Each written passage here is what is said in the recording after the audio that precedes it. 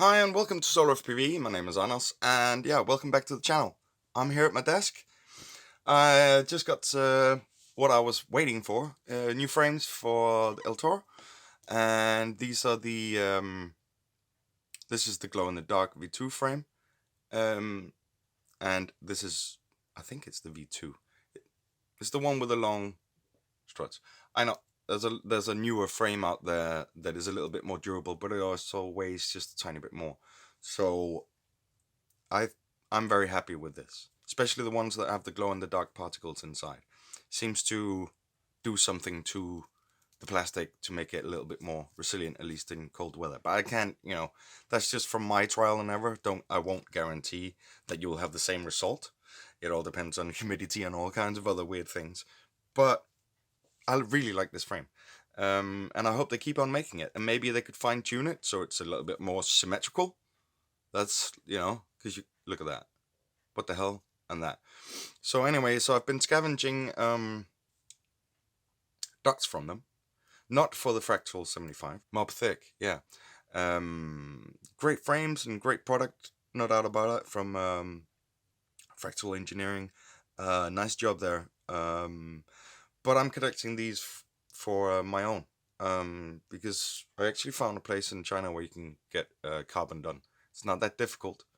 Um, and it will, if it all becomes a reality and I actually have a product, then I'll let you know about it here on the channel, and also about the whole process of getting something custom produced in a foreign country like China. It's a lot easier than you might think, and that's probably why everything is fucking getting produced in China nowadays. It's because they've made it easy. But finding companies is a totally different thing. And I found a company in a very different place than I would normally search for a company to do carbon work. More like by coincidence, actually. But more about that in a different episode, because this is not about this.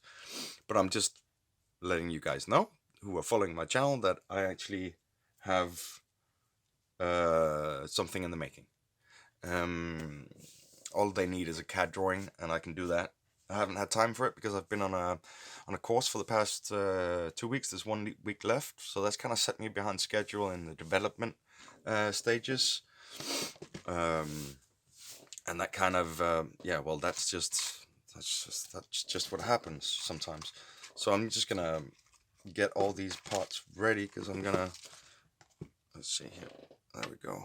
All these stuff. This is what I need.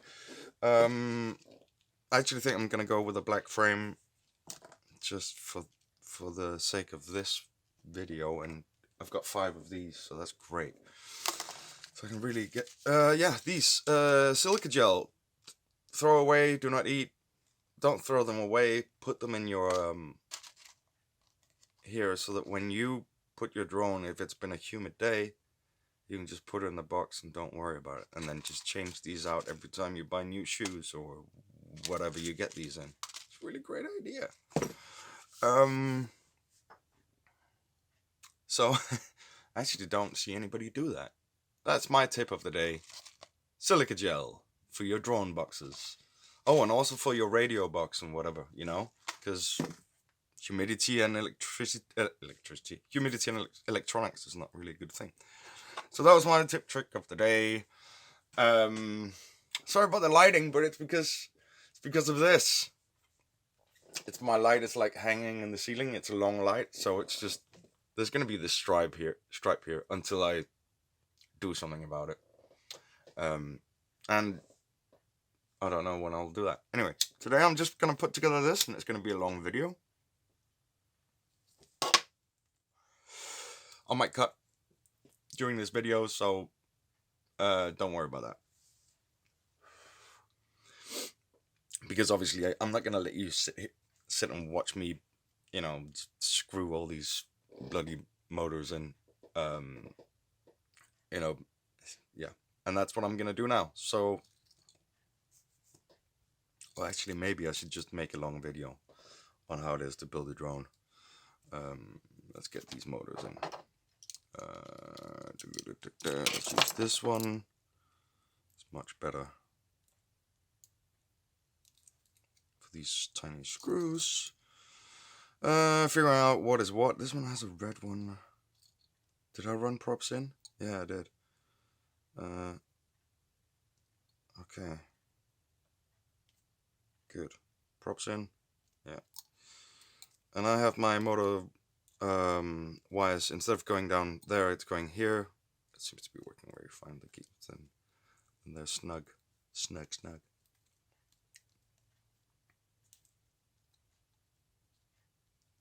Just trying to line this up a bit. There. Good stuff. I think these were the ones that I used. Let's just get them out there. I can get a hold of them. So this is a magnetic tip, as you can see. I just stuck a magnet on my bits for a couple of weeks. Neodymium magnet, and then now they're magnetized. But I've also just stuck them here. This is a magnetic place, so they get magnetized by this thing. This is a great buy, by the way, if you have if you're working on drones or soldering and stuff like that. It's not a bad buy. I'm very happy with it. It's also makes me able to keep my desk sort of orderly, and have a solid workspace that's always free to work on this area. So, because there's loads of stuff out here, like out there and there. Because I don't have so much space, but I have a lot of stuff now. So that's just the way it is. My workspace is really small, so I have to keep it tidy and practical.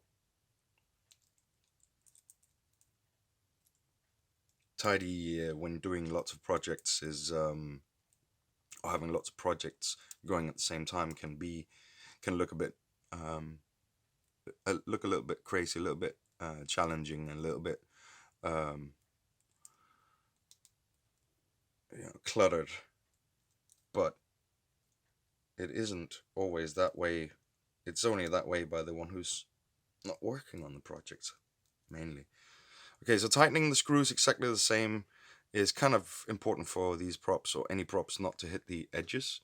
So what I do is I do it by eye, and tighten each screw little by little until I kind of see them stick up the tiniest bit, and that has to sort of be the same everywhere. I don't know if you can actually see that. Anyway, but that's looking good. And I'm gonna stop this and then cut to the next bit. Right, so now all the motors are screwed in, and well, you can see how the battery is supposed to be this way, and these are the Happy Model 19,000 kV 0802's solid bell motors, and these are the ones I'm using for this build. Since I'm flying this on 350 milliamp batteries. Note that 350 milliamp batteries, not the 450s, the flat ones. It can fly on 450s, and it flies very well in the 450s. But I actually think that you'd probably be better off getting some 22,000 kV or 21,000 kV and running the 450s on this build. I think it'll be a much better. But the good thing about the 350s is that this doesn't get enough inertia to really brake a lot, and I've been having a lot of crashes, as you can see in my FPV videos and stuff like that. I crash a lot. People crash a lot when trying new tricks, because I haven't really had time to fly sim lately, and I actually, frankly, haven't been flying sim for quite a while, because well, sims are good, but there's wind and wind that changes directions and stuff like that is what the hell is wrong with this? Is obviously something that is not always in. I don't think it's in the Sims controlled environment on, like, inside, so, and outside. So yeah. At least not for these. So I practice in real. Why is there like a little plastic thing above there? I don't want that. Ow. There we go. Well, I don't know why that is, but anyway, yeah. Looks okay, this frame. Looks like they popped them out pretty quickly out of the molds. That's all I can say. But yeah, all in all, looks pretty neat, pretty nice. Not bad. I just don't like the asymmetry of this, but that's just my my mind. So the motors are in, so everything else is connected, so everything else should be really easy. Just gonna pop these in. I have I like the long risers because it gives me space to be able to have a receiver underneath. You could also run the receiver up here and the VTX underneath, but I liked, this is the 400 milliwatts, I like to have that right up in front. Whoa. And how long has this been out of? Okay, there we go. So I like to have it up front. The VTX is right here, right? But this VTX will then sit here, and yeah, and that's pretty much it. I should probably put like a little sponge thing in here. I'm gonna do that now. Do I have anything? Little something? I do, but yeah, I do have some sponge stuff here. Guess I could put one of these underneath. Just a little bit of this, just to make sure that that. And how's that going to sit right there? Okay, so it's just to make sure that the is it called an IPEX? Doesn't touch the board or anything like that, or rub on the board, damage the because it's sitting right on top of the OSD. Oh man, this is difficult to. I can't do this today. Come on, man. Get off and let me stick you on. There we go. Ugh. Let's see if this will. It's not going to be neat, but it just has to be functional. Right there. So I'm going to stick that there, and then when this goes on, the IPX is going to be resting on that spongy bit. That's good. That's good. That's going to work. Right, so now all I got to do is pop this in. I'll have that going out there. And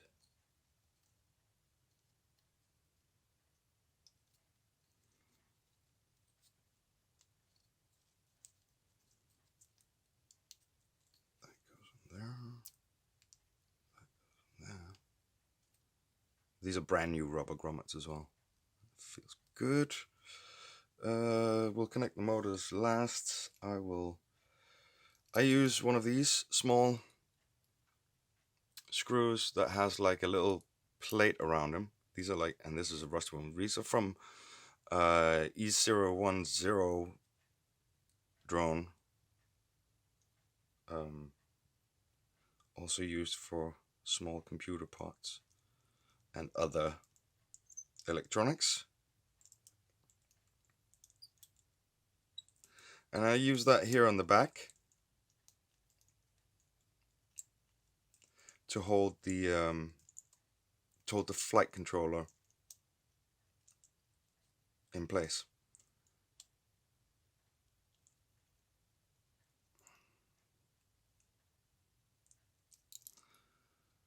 So that it doesn't pop out at the back. And that seems to work really, really nicely. So, and then I run these long screws, tiny. They are the screws from the trash can, I think. Wobbler 7 anyway. These are some tiny screws and a little difficult to get in. Actually, this one feels stripped, so I'm going to use a bigger screwdriver. Oh, I can hear my cat. Just a moment. Great, cat just wants food.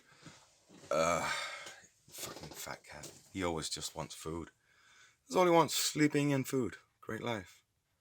Let me just focus here. And let's see if I can screw this one in with a bigger one. Because I don't want to strip this. Right. So, just sort of a work through. So, I've also got some double-sided sticky tape here, where these sides are not sticky anymore. But it's a good place to mount an LED, a race LED or whatever you want on one of these small things. This is just from an LED strip. You can buy these RGB LED strips that have soldering points on them. I just bought some of those and used them on my drones.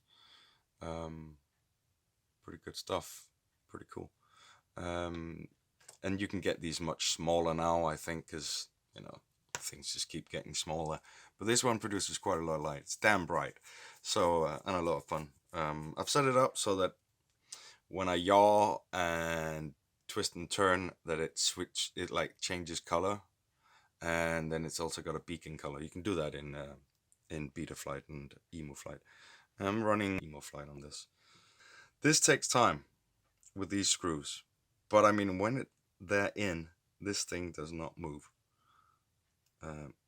And I can already tell that I'm going to need some new ones because I'm starting to strip the Phillips head a little bit. I'm trying to... Okay, so that's really in there. I don't really need another one. And now the apex is resting on that foamy bit in there. I don't know if you can see it. It's right in there.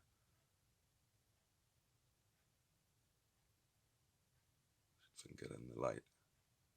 Come on, focus you. Then I just have to connect the motors and then I'm done. Fiddly fiddly. Why is this one fiddly? Normally they're not so fiddly. There we go, boom. And boom. Come on. I want to go fly. Come on. Anyway, talking about the long range video. Long range. I'm actually going to figure out how long it is. So I can actually tell you guys. And then I'll make a video. And but it was fun, nevertheless. We're not talking, because I haven't got Express LRS, so it's not like uber duper long range on a 1S battery, like other people have done. But it's long for me. It's really long for me. I don't fly very far away. I mean, it's because I can't be bothered to go and pick up my drone if I lose reception or anything dodgy should happen. I can't be asked to walk that far. It has to be like just within range, you know, just get up from the couch kind of thing and touch it or just turn it over and fly again. And that's just my laziness with regards to this FPV. So I'm mainly flying my garden. And so there we are. Here it is. Great. I'm gonna run with these props, but I actually just got new props to test out, so that could be quite interesting. I don't think it's gonna be as good with these. I don't know. Might be better with these, I think. 40mm, but we'll find out. Or I will find out, and probably let you know on a video in the future. But all I really wanted to do today was actually, I want to put the purple ones on. I just want to have the purple ones on. And I want to have the yellow ones in the back. Oh yes. Oh yes, oh yes, oh yes. That's what I want to do. That is the plan. So now that the motors are on, it's a lot more easy to wiggle these off. Just be careful. I'm just pulling in both directions that way, while holding the motor bell in these 3 locations, there, and there, and then just wiggle, and then I hold the blades like this. There. Tip trick. tip trick. Last tip trick of today. So yeah, I'm gonna do that, and then I'm gonna check the weather and charge up some batteries. See if I can get some flying done this weekend, or maybe today. Great. Thank you for watching this video. I hope you could use any of this for something. Stay tuned for more videos, more info about my secret project, and flight videos and other stuff to come. Also got this one, new linear antenna from, well, the linear antenna from Newbie Drone, and I'm waiting for the adapter for my goggles. So that should be really good. That should make my setup much lighter and much smaller, at least my goggles. But I mean, for the long range, I used the Bandicoot from Menace RC. I didn't use the Sentry antenna that I have here, which is just fucking mungus. But I'll try that in another long range, see how far I can actually get. Yeah, stay tuned for more, and as always, fly hard.